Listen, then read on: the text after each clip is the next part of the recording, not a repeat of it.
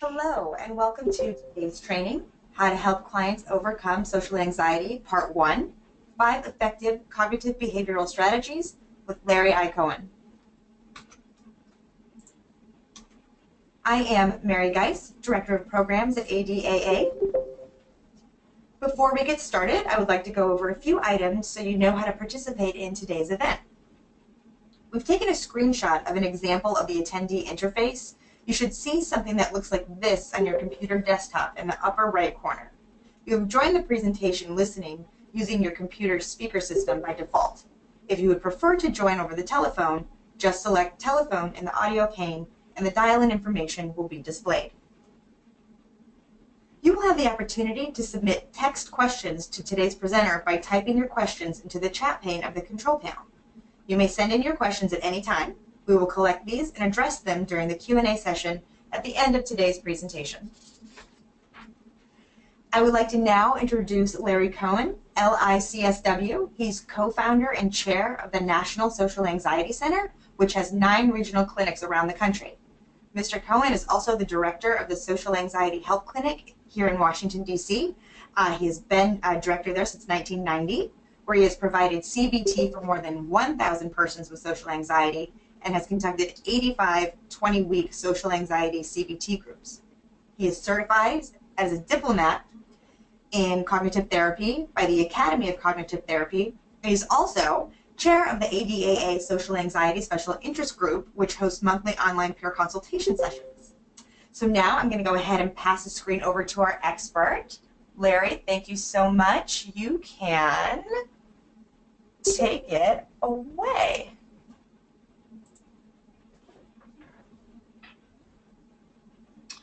Thank you. So today's webinar is an overview, and it's part 1 of a 2-part series. Next month, on February 10th, we will go more in depth about using experiments. Today we will talk about experiments as well as 4 other cognitive behavioral skills: mindfulness, cognitive restructuring, assertion training, and various types of core belief work that are all part of helping people overcome social anxiety disorder. The first thing I want to do is show you the anxiety formula on this page, which you have as a separate file among your handouts. First of all, it explains that the core fear of social anxiety is the fear of judgment. It is only social anxiety disorder when that fear of judgment is in some way debilitating. In other words, makes it very difficult, maybe even impossible, to pursue major life goals, which could be romantic goals, social goals, making or maintaining friendships, career goals, even simple goals like going out shopping or doing other activities around strangers. So it's social anxiety disorder when the fear of judgment or things related to judgment, such as embarrassment, criticism, or rejection, are in at least one way debilitating to a client. And as it turns out, for most people with social anxiety disorder, it is debilitating in multiple ways. It's a small exception where people are only concerned about one thing, such as public speaking, but everything else is not a problem for them. It's much more common that the fear of judgment, if it is debilitating in at least a few areas of their life. Now, the triggers that turn on social anxiety for different people vary a great deal. That's one of the things I like doing social anxiety groups about, is to see how different people's triggers are, how their strengths and weaknesses vary person to person. The triggers can be thought of falling into 3 categories, although these 3 categories are actually somewhat subjective and overlapping, so they're not so important, but I want to mention them because they're often mentioned in the literature, and that's social, which basically means conversation, not necessarily in a social setting, although it could be. It could just be brief conversation with somebody at a store or whatever. performance, when somebody is carrying out some sort of function in front of at least one other person, or being observed. For some people, that's simply walking down a sidewalk where there are others around, or being in a, for a lot of men in particular, being in a row of urinals where there are other people around, or simply being in a shopping mall or a store where there are others around. Now, these categories overlap. For example, many people with social anxiety think of their social conversations as a performance, which is part of the problem, them thinking that way. And similarly, performances are anxiety-provoking only when people are being observed. So the point is, these categories overlap, but there are many different social anxiety triggers. And the elements of social anxiety, which come both before, during, and also after a trigger, are, as in any other problem, cognitive, behavioral, and feeling. And under feelings, I include both emotions and physical sensations. I highlight before, during, and after because for many people with social anxiety, all three, or at least one of them, are very important. It's not just the anxiety they have during an experience that is triggering their anxiety, such as a social activity or a staff meeting at work. It may be a great deal of worry about that activity coming up beforehand, and a great deal of ruminating and beating themselves up about it afterwards. So the before, during, and after elements are really important to look at, although they aren't all equally important for each person. You have a number of handouts today. These are a series of worksheets as well as instructional handouts that I give out selectively to clients with social anxiety, in some cases other clients as well. I will highlight them at different points during the webinar, but I will not go into them in depth because that would take up too much time, and you of course can read them on your own. But I will mention them, and you are free to use these and adapt these as you wish. Now, I'd like to give you a case example of somebody with social anxiety.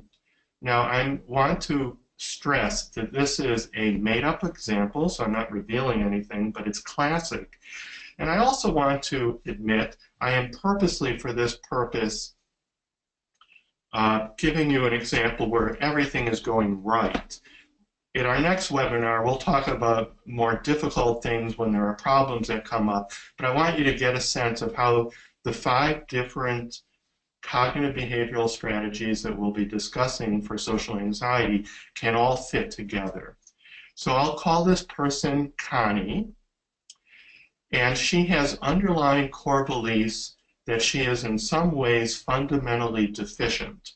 Perhaps she thinks of herself as socially unskilled, if not socially inept, as uninteresting, and maybe not very attractive, and that she comes across as nervous, and that if she, in her underlying assumptions are, if one of her imperfections shows, she will be judged and rejected, or at the very least embarrassed and humiliated. She completes a cognitive restructuring worksheet before she does an experiment that she chooses, and the experiment is going to a meetup group, a social group, about an activity she's interested in, where people will be mingling and talking about that activity, as well as getting to know each other. She does a worksheet before that to help her identify some of her hot thoughts, such as, I won't know what to say, I might say something embarrassing, I might blush or otherwise appear nervous and people will judge me, as well as the underlying assumptions and core beliefs I already mentioned. And then she came up with a healthy alternative to those hot thoughts. I call that constructive attitude, as well as behavioral goals, which in her case included smiling at new people, initiating conversation with a couple new people standing alone, joining one small group conversation already in progress, and importantly, focusing mindfully with interest on the conversation in the moment and say whatever comes to mind naturally without much scripting without much planning ahead what to say, in other words. And so she engages in those experiments. She also engages in what I call a paradoxical experiment, where she actually identifies herself as blushing, even when she's not blushing, with not an apology, but sort of a soft assertion. So she says, oh, in the middle of a conversation, oh, by the way, don't mind me, I blush easily. It's just my Northern European heritage, even when she wasn't blushing. So that's a paradoxical experiment to help her challenge the fear that, first of all, her blushing will be noticeable, and second of all, more importantly, that she will be judged for it. Finally, after the experiment, she completes a post-experiment worksheet, which you'll see in the handouts, in which she identifies the evidence refuting her hot thoughts and refuting her underlying core beliefs, namely that she was able to have a number of pleasant conversations, that the person that she pointed out blushing to didn't react negatively to that at all, the conversation continued normally, that there were some awkward moments in her conversation, but that the conversations continued and didn't seem to be significantly damaged by those awkward moments. So that's a case example where everything goes right. It doesn't usually all go right, but it's a way to illustrate how to put the elements together. Now I want to go through the 5 elements one at a time. The first element is doing experiments. Now in the handouts, the first page of the handout here is a cover sheet which has various resources that I encourage you to look at. And I want to give a plug for a national organization that I helped co-found called the National Social Anxiety Center. And if any of you are interested in joining, either as a regional clinic or as an associate, I could send you information on what's required and what the benefits are. So please contact us if you're interested. The next item is a 2-page handout that lists various examples of experiments that one can do for social anxiety, and followed by that is a page from a manual by Jonathan Abramowitz that lists other experiment ideas. And you can look on that on your own. I want to stress that experiments are usually conceived of as exposures. However, I think it is more apt, especially for clients, to call them experiments, because an exposure comes from the behaviorist model where the aim is habituation. In other words, staying in a situation long enough for your anxiety level to go down significantly. And there's research recently that habituation isn't actually necessary to overcome anxiety, and that another element which is very important in overcoming anxiety, and research suggests that it's especially important in overcoming social anxiety, the fear of judgment, is violating expectancies, which basically means gathering evidence against your hot thoughts, against your underlying beliefs, that somehow you're going to come across as unacceptable and be judged or humiliated for that.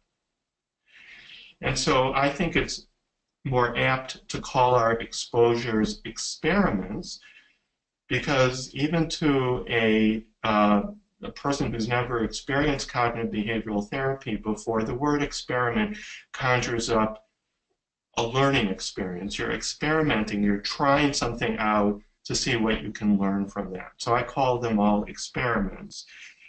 And you're choosing experiments not strictly according to a fear hierarchy, although you'll see in the handouts I do use a fear hierarchy.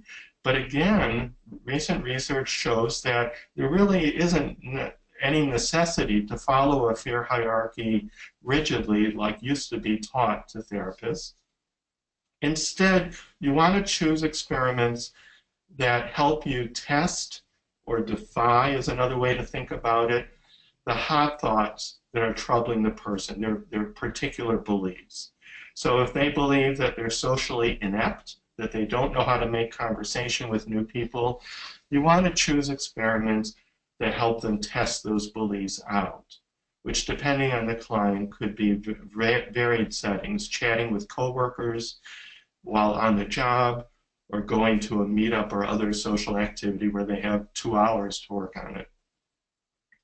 You also want to choose experiments, of course, according to their goals. Some clients are working on getting more comfortable speaking in groups, or becoming more assertive, or making friends, or becoming more comfortable socializing in groups, or pursuing romantic relationships. So obviously you would want to help the client choose experiments that fit their goals as well.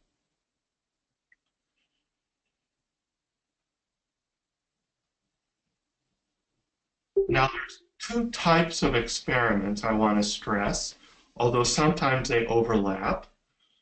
One type are straightforward experiments, and these initial handouts give examples of that.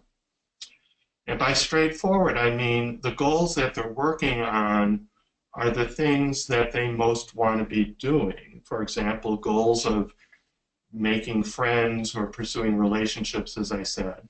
But another type of an experiment, which can be especially powerful, although usually clients aren't willing to do it until a little bit later in therapy, are what I call paradoxical experiments. And there are some examples here. And then these next 2 pages are from a wonderful workbook for teens with anxiety, and are further examples of paradoxical experiments, although frankly I think these apply just as well for adults. A paradoxical experiment is when the goal is paradoxical. In other words, is the opposite of what they would normally want to do.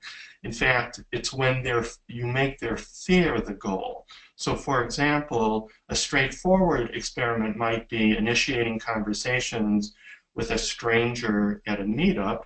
A paradoxical experiment might be bringing to the attention of someone at the meetup that they're feeling anxious, or that they're blushing, or maybe even make themselves blush on purpose by taking niacin, which is a vitamin B that has blushing as a side effect, or causing sweating on purpose by dressing too warmly or exerting yourself right before a conversation, or asking a so-called stupid question on purpose, or forgetting their name on purpose, or dropping something or doing something foolish on purpose. Those are examples of paradoxical experiments. David Burns calls those shame-attacking experiments, and Stephen Hoffman calls those social mishap experiments. They're all the same thing. I just call them paradoxical experiments.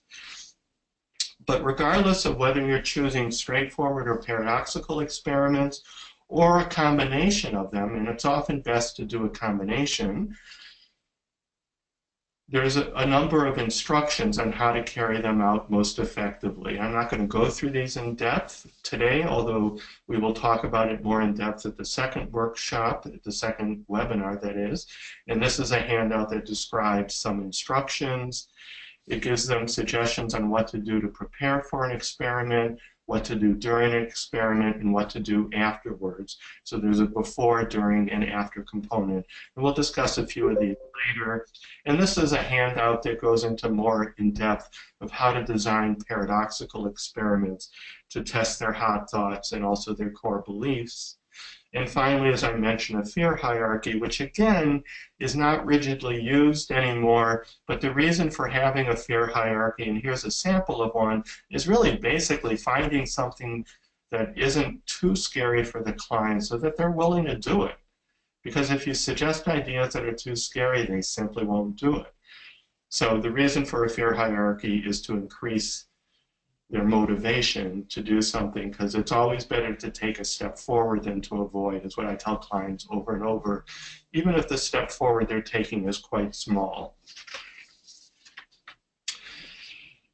Now there's some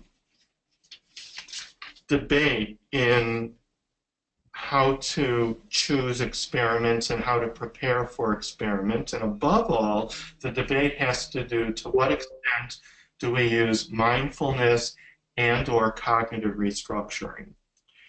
I personally believe that both mindfulness and cognitive restructuring is very important, although we tend to use them at different times. and I'll explain that. So let me start with mindfulness, which is the second of the 5 strategies that I want to introduce.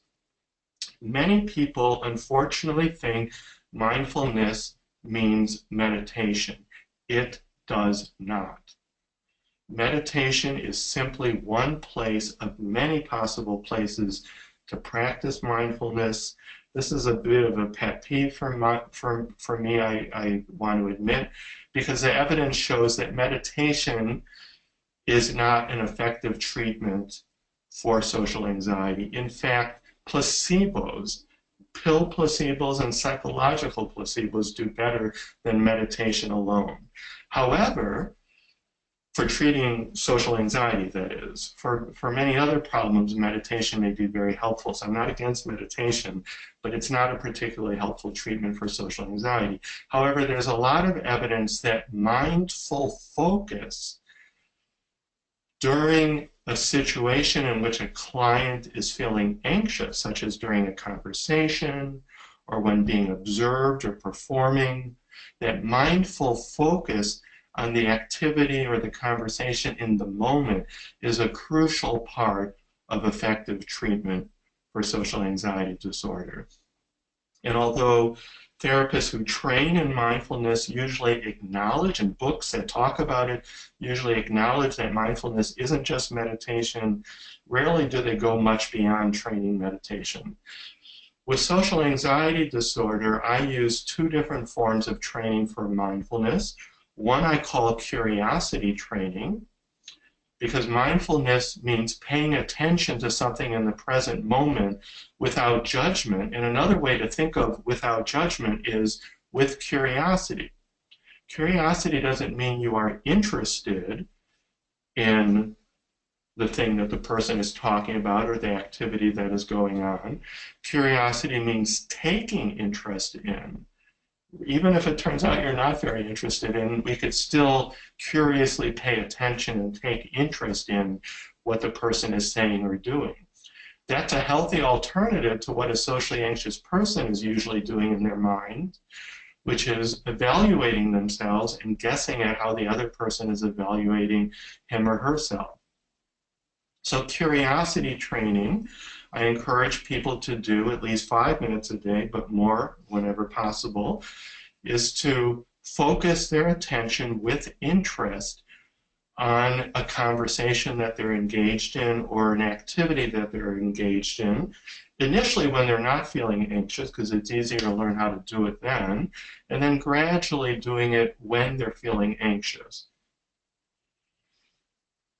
Attention training technique is a mindfulness exercise, a sort of type of meditation, but very specific to dealing with selective attending to different stimuli. And it's created by Adrian Wells, a very important anxiety cognitive-behavioral therapist in England. And on the very first page of these handouts, I have the website link of how you can order it. It's inexpensive, and once you buy it, you can use it indefinitely. And it's a cacophony, a recording of a cacophony of a mixture of sounds. And it's a 10-minute exercise for the client to listen to. And there's a narrator who suggests, pay attention to this sound, the clock, then pay attention to the church bells, then pay attention to the birds, then pay attention to my voice, then pay attention to the car, then pay attention to whatever sound is on your left, pay attention to whatever sound is on your right, etc. So that you're learning to attend to one thing even though there's all sorts of sounds around you. And the reason why that's useful is it's training for paying attention to, for socially anxious people, a conversation or an activity in the moment, and to treat their hot thoughts, all the evaluative thoughts that are going through their mind, as so much background noise. We can't turn off those thoughts, but we can learn to treat them as background noise. And this next worksheet is a chart to help people track their progress in using both curiosity training and attention training, where they're recording not only that they did it, but they're giving a rough estimate as to how mindfully focused they were when they were doing the exercise, so that hopefully over the course of a week they see progress. And notice there's a month's worth here on a sheet, because it takes a while to get good at this, especially when you are. This handout actually has a variety of things in it, brief cognitive strategies. The first couple have more to do with cognitive restructuring, which I'll get to in a minute. But the second page of the handout talks about thought diffusion, which is an element of mindfulness. Thought diffusion is learning to distance yourself from your thoughts, learning to relate to them differently, defusing or disconnecting from your thoughts. What that means is learning to see them, in my opinion, as passing ideas, not as truth. Or in the course of doing a conversation or an activity, thought diffusion basically means learning to treat your thoughts as so much background noise, something you're aware of, but you don't see as worth paying attention to. And so you could read that on your own later. The third cognitive behavioral skill that I want to teach, cognitive skill in this case, for treating social anxiety is cognitive restructuring. This is an example of a cognitive restructuring worksheet. Of course, you've seen examples of what are often called thought records. I don't particularly like the phrase thought record because, one, the phrase thought record is not a skill. Cognitive restructuring is the name of the skill. But also the point of a thought record is not recording your thoughts. The point of a thought record is testing your thoughts against real-life evidence and coming up with something that's more realistic and helpful. So I just call it a cognitive restructuring worksheet. And the main thing I want to point out is that there's a couple elements in here that you don't usually see in a thought record.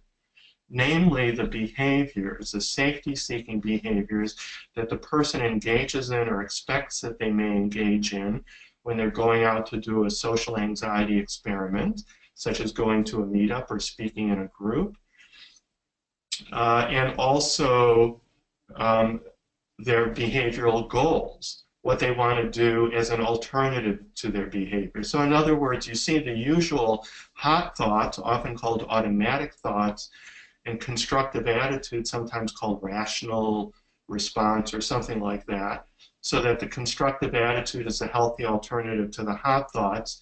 But the new piece, at least that you don't usually see, is you also identify the safety-seeking behaviors, and then the behavioral goals and action steps are the healthy alternative to the safety behaviors.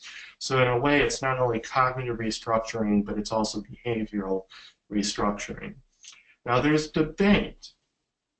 Oh, first of all, I want to just point out, here's a sample of a cognitive restructuring worksheet done about going to a party where somebody knows very few people, sort of the classic social anxiety experiment, one of them anyways.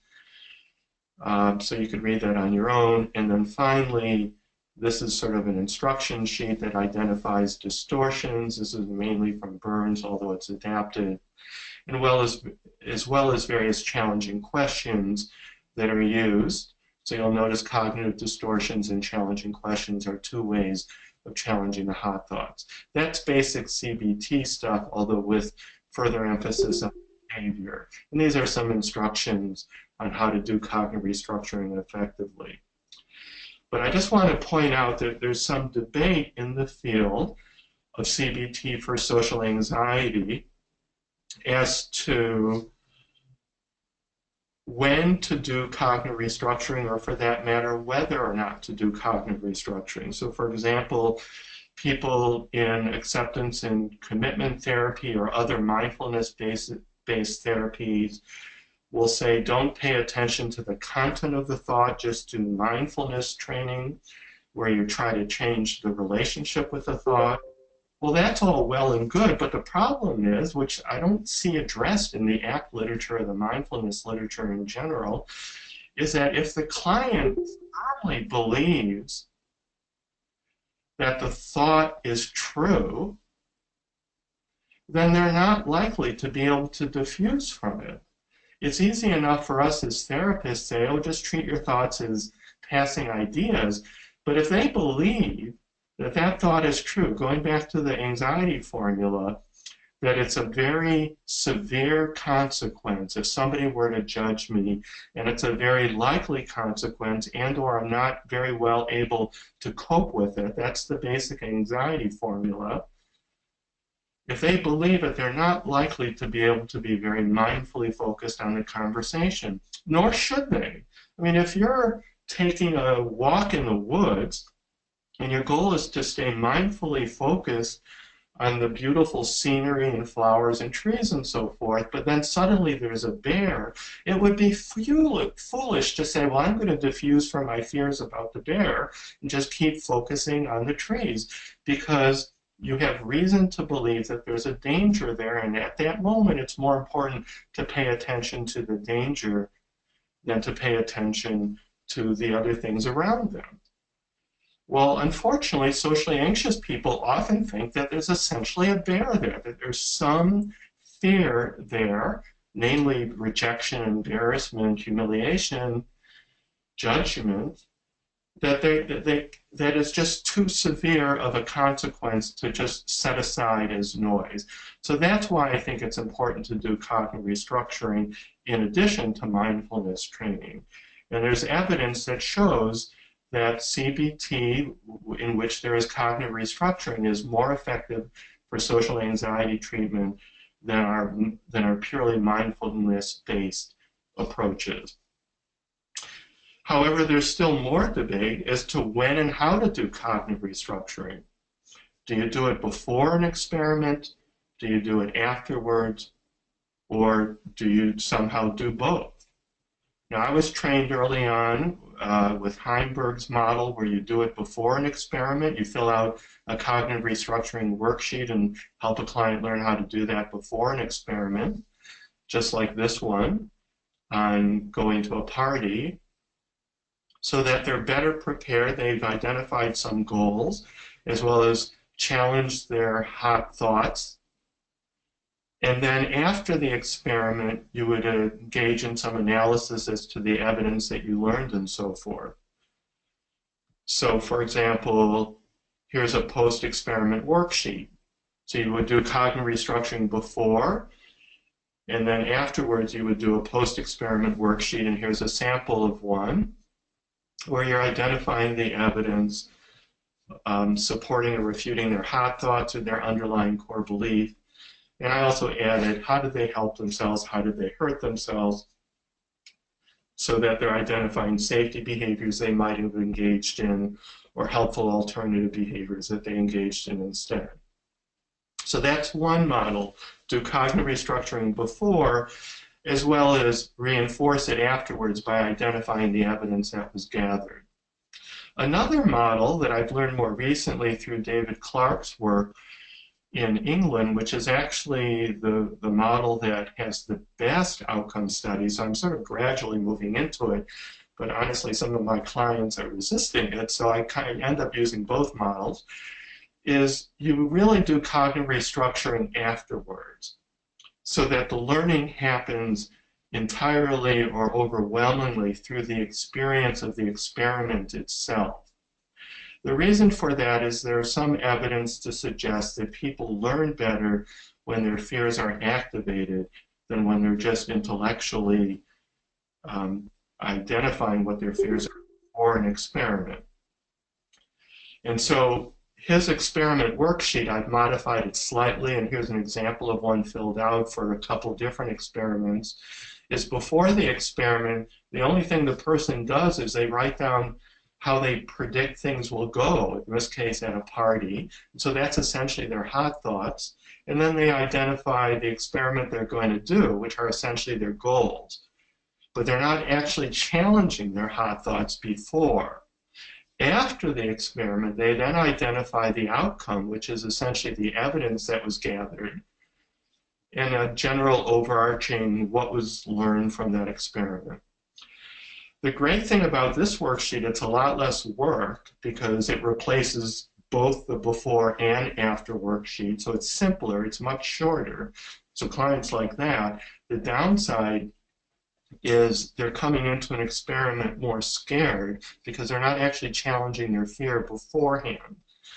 So generally what I do, I'm not sure this is the best model, honestly, but what I do is I usually introduce new clients to doing cognitive restructuring beforehand so that they can approach their experiments with less fear. But once they've started making progress, and it could be as quickly as within a month, I suggest using this as an alternative, or at least as an optional alternative, partly to save time, but also because there's some evidence that they might learn more if they allow themselves to experience more anxiety while doing the experiments paradoxically.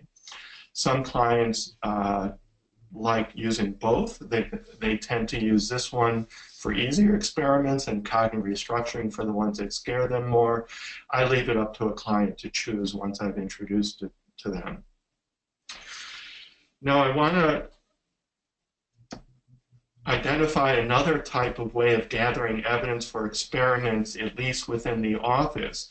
And this is something that Stephen Hoffman in his manual, which is mentioned in the resource sheet on the first page of the handouts, which is using a video to gather evidence of how they come across. Many people with social anxiety have social anxiety about their social anxiety showing.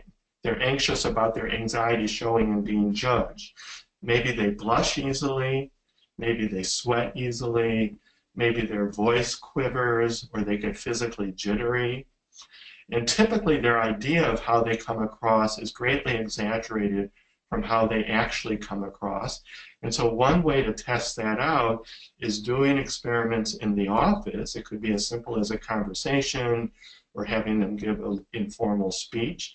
Have it video recorded. Nowadays it's so easy they could just use their own phone. And then before they watch it, fill out the first half of this worksheet in which they're predicting how they come across with these various symptoms, as well as overall how well they think they did, and then watching it ideally together with the client, and then re-rating these exact same questions of how they actually came across. And usually what you learn, what the client learns, is that they come across as much better than they thought they did. Okay? I use this in group as well, which is really helpful. But one of the things that I've learned is that if you ask people to do this as homework, watching the video on their own, very often they see things in a distorted way, even in the video.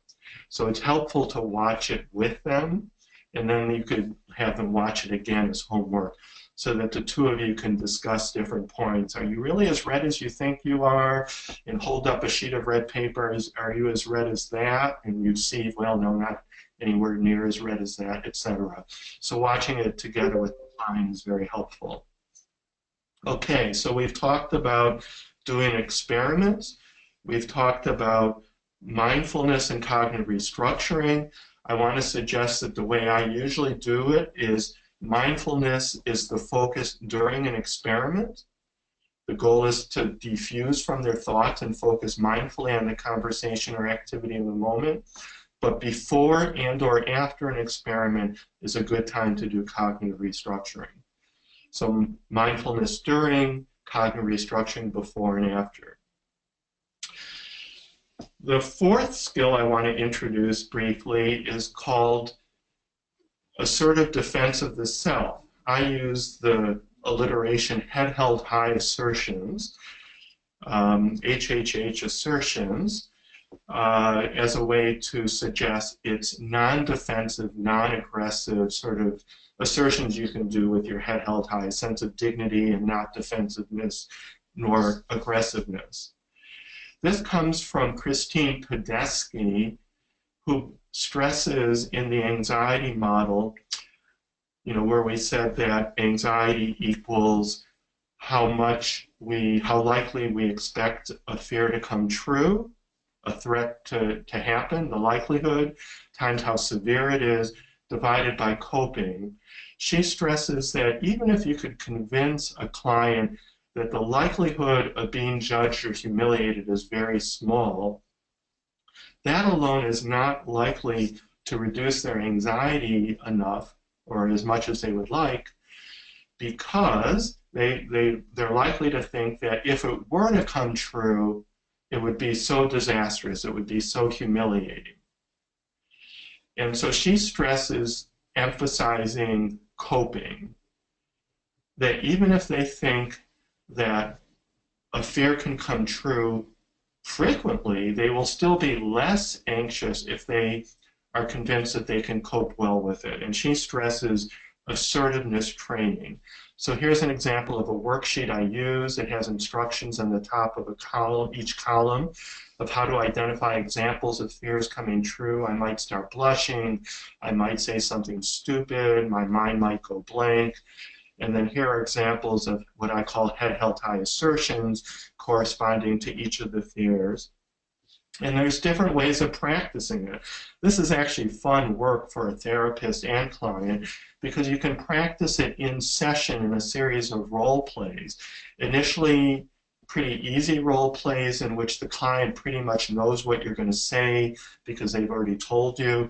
But then gradually, as they get better and better at asserting themselves, and you, by the way, are playing the critical stranger, then you start making it harder, by changing the fear around a little bit.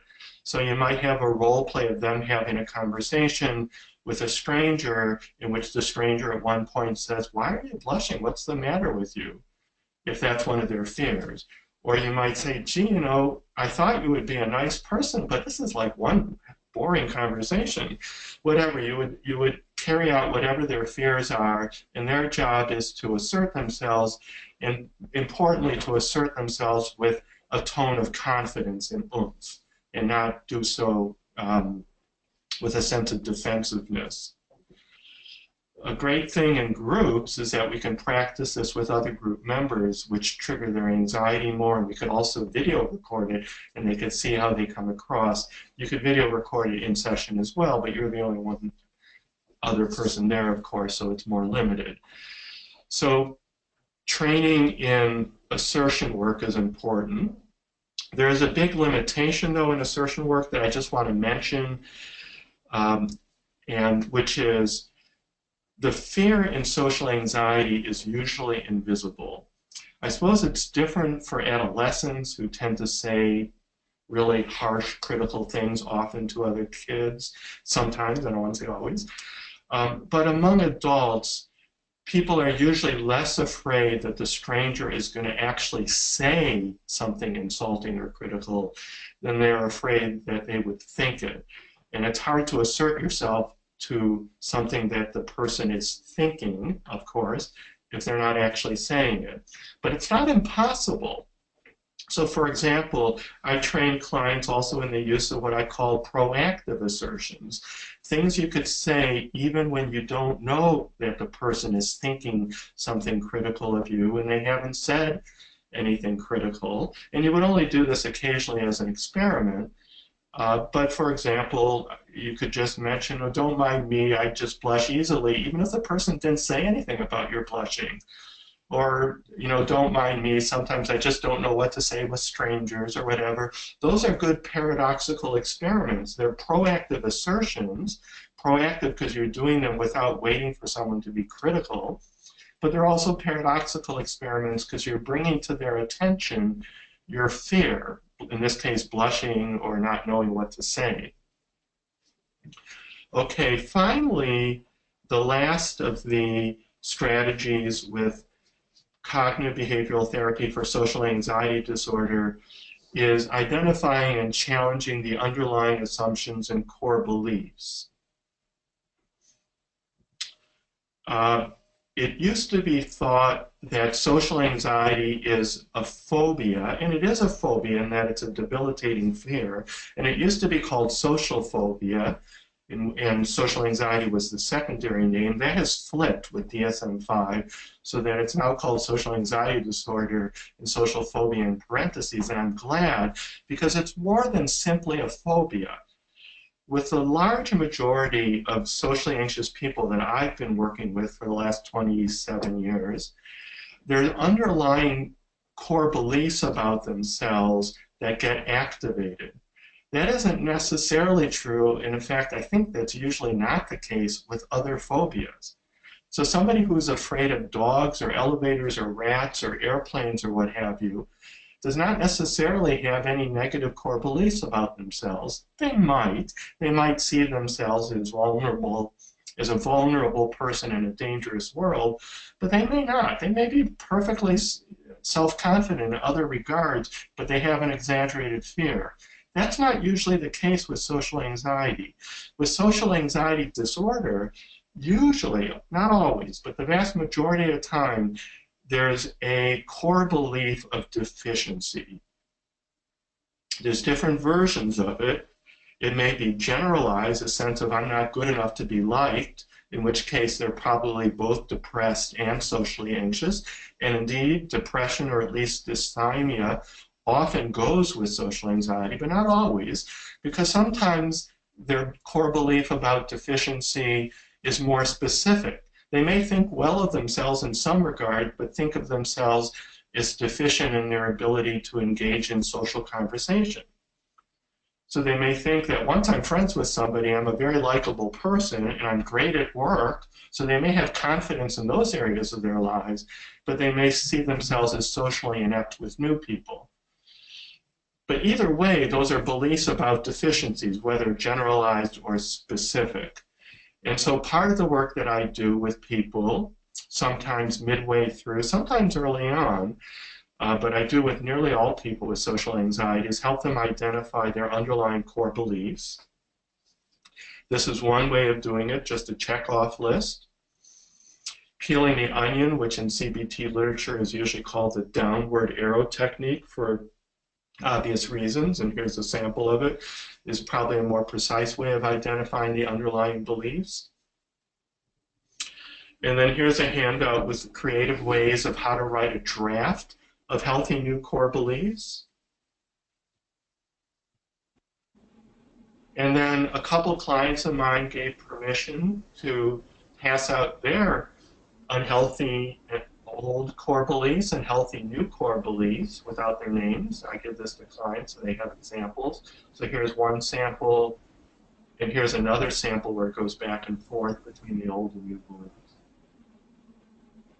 And then what you have from here on are a series of handouts that actually are not specific to social anxiety. I use this with my depressed clients or people working on other issues once we get to core belief work, of various ways to challenge their unhealthy old core beliefs and strengthen their healthy new core beliefs.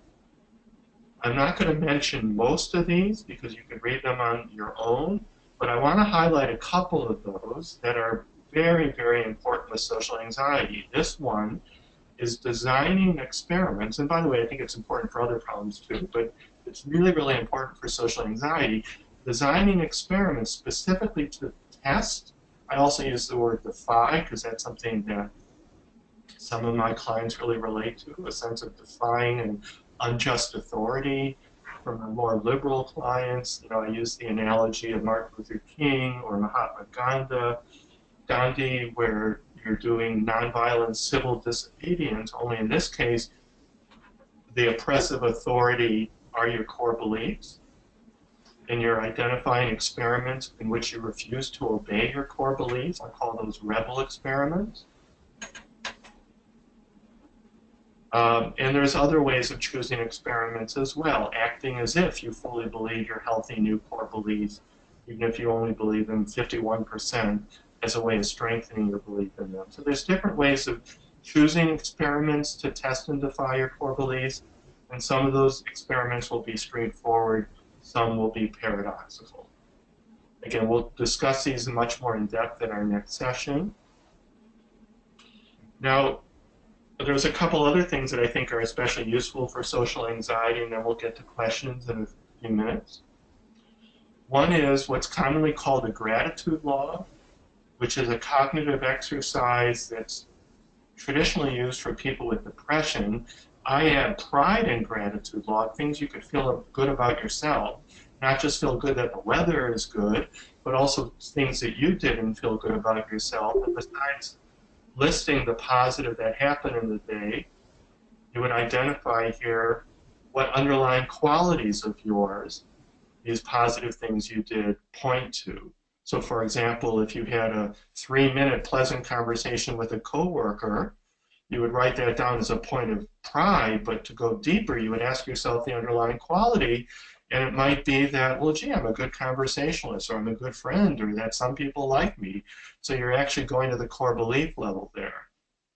Another way of doing that is creating an evidence log of evidence you gather through experiments, but also ordinary life experiences that refute your unhealthy old core beliefs or support your healthy new core beliefs. And here are specific examples of ways of gathering evidence. And a client gave me permission to pass out his evidence log done earlier this year, where he identifies the old and new core beliefs. And for a week, it lists the evidence that he gathered, some of this through experiments, some through other life experiences. I'm just going to mention what's here beyond so we can get to questions, but these are other things that you can do to help a client challenge the underlying core belief about deficiency. And these are true for working with in CBT for clients with other problems besides social anxiety, helping them do a cost-benefit analysis. Usually that's in the form of a advantages, disadvantages of their old and new core beliefs worksheet. But I also want to mention one way that's especially fun to work with once a client has made some progress, which is doing a core belief argument, where it could be done as you playing their unhealthy core belief and the client playing themselves, fully believing their healthy new core beliefs. And you have an argument in which their goal is to defeat not only what you're saying as their unhealthy core belief, but to do it with a sense of emotional strength, with oomph. It could also be done where the client plays both sides in a 2-chair role play. And so this is all discussed. Some of you are familiar with trial-based cognitive behavioral therapy, where you use the trial analogy with a prosecuting and defense attorney to challenge their core beliefs, which is a wonderfully powerful technique of challenging underlying core beliefs. Again, these are advantages, disadvantages, and then these are the samples filled out. And one could also do a core belief argument in writing for clients who like to write. And here's a client who gave me permission to pass out a core belief argument that she wrote, which is quite interesting. And some clients find that to be very helpful. And then there are other handouts as well of other techniques that could be used to challenge core beliefs. And you'll be able to look at these on your own, including imagery techniques, as well as techniques aimed at dealing with past experiences that help them learn their unhealthy core beliefs in the first place. The last thing I want to say is it's important to track progress. There's all sorts of social anxiety questionnaires. What I've started using for a while now is the Leibowitz social anxiety scale, scaled before and at the end of treatment in usually 1 or 2 points in the middle. That's great. It takes several minutes, maybe 10 minutes to complete. So I don't use that at every session. At every session I use this, which by the way, this has 3 examples repeated, where there's just 4 questions to track how much progress they feel they're making at each session. So that's the overview of the basic strategies and skills to overcome social anxiety using those 5 cognitive behavioral strategies that we've discussed. And again, at the seminar in a month on February 10th, we will go more in depth, above all, about doing experiments, which is the core strategy that brings together mindfulness, cognitive restructuring, assertiveness, as well as core belief work. So I wanted to open up for questions. Great. Thank you, Larry. We do have a couple of questions that have come in already. And as a reminder, you can still submit questions through the chat pane. But our first question is, how does one get evidence to disprove core beliefs assumptions in a performance situation, for example, giving a speech? Evidence specifically to disprove underlying assumptions?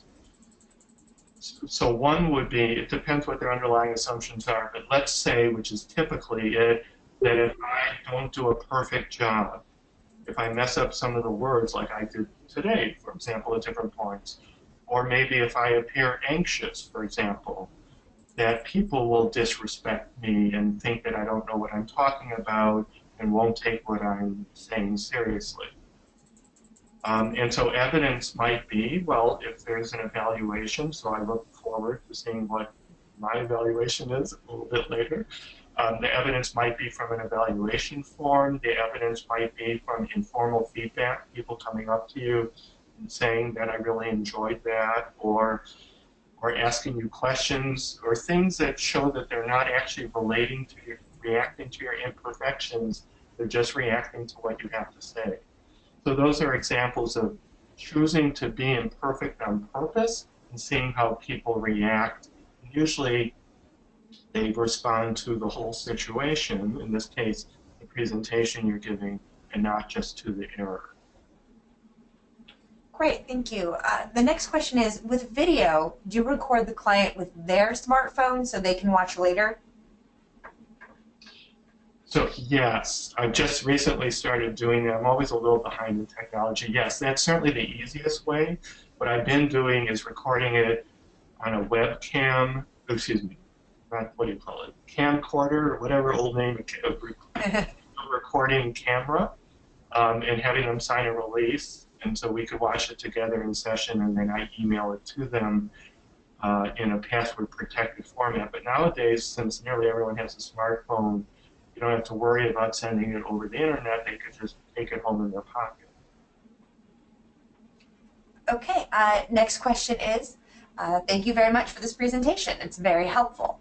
If I understand ACT correctly, we do not treat beliefs as true or untrue, but rather as helpful or unhelpful in the moment.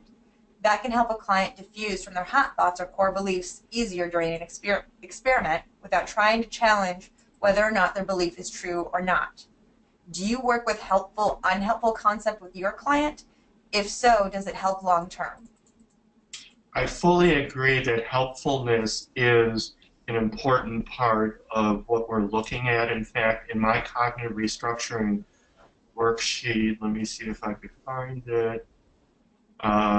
I use that as a criterion here.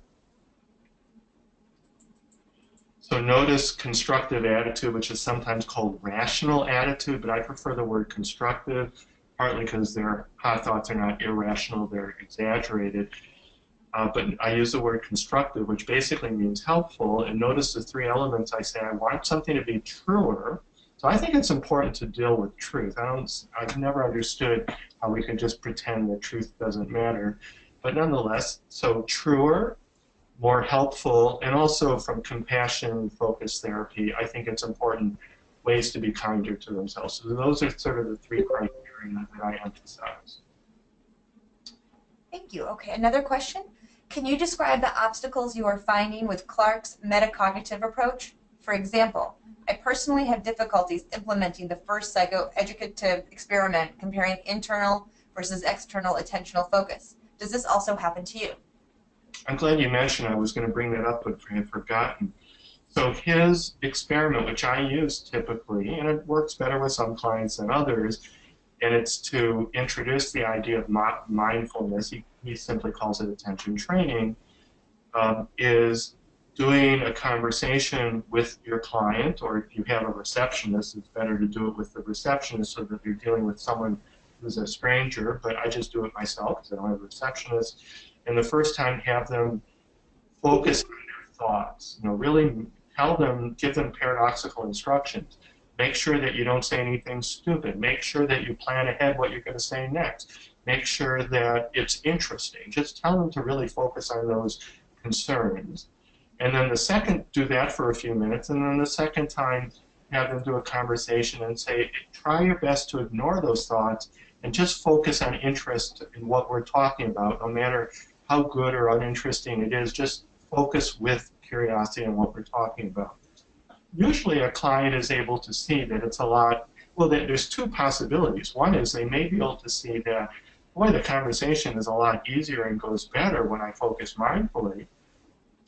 The other possibility, which I don't think he usually talks about, but I think it's just as important, is they may see that I wasn't able to do it. I'm still focusing on my thoughts, even though you told me not to, which is still a useful thing for them to realize, because then it helps them see that it's important to do mindfulness training homework. And again, metacognitive therapy is just another way of describing mindfulness working. You're not dealing with the content of the thoughts. You're learning how to distance yourself from thoughts. We're going to take one last very quick question because we're at the top of the hour. Roughly in what order do you present these 5 elements to clients? Usually, I present cognitive restructuring and mindfulness in the very beginning.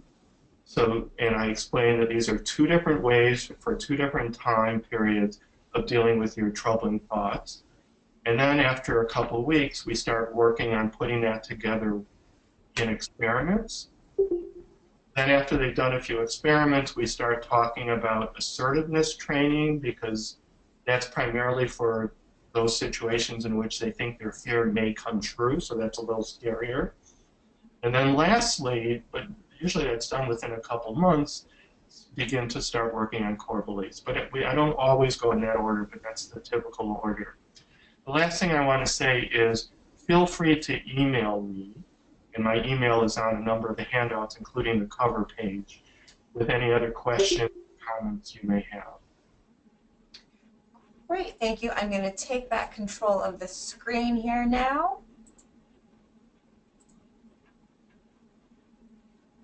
Okay.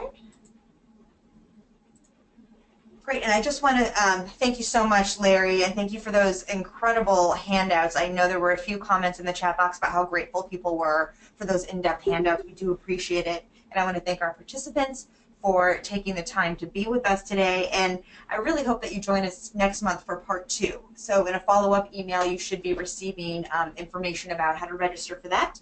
You'll also receive an evaluation of today's presentation, and we would appreciate that if you would complete that and provide your feedback. We're always looking to strengthen and grow this professional education program. And to that end, the last question in the evaluation is going to ask you for 4 letters to show, this is if you're seeking CE, to show you are attentive until the very end. Those 4 letters for this presentation will just go with ADAA today. So I thank you all very much for being here. Thank you, Larry, and we will see you in February. Thank you. Thank you.